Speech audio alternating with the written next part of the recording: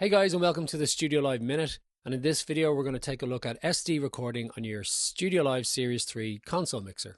So first, it's recommended that we fully format our SD card before recording, and then we can place our SD card directly into the console and select the edit button in the live recording section.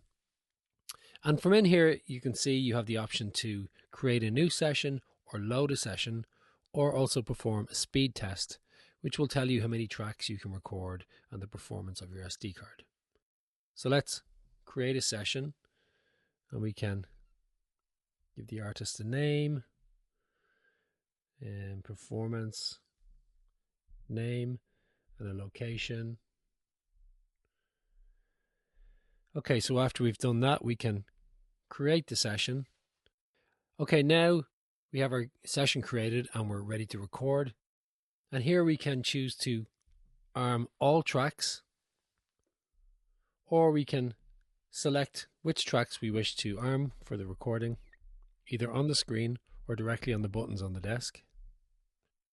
So when we've selected our tracks to record, we can then simply press record on our desk, and now our selected tracks are being recorded to individual tracks on the SD card. When we're finished recording, we can simply turn off the record lock, which prevents us from accidentally stopping the recording. We can press stop. So now our recording session is finished and we're ready to save and close this session.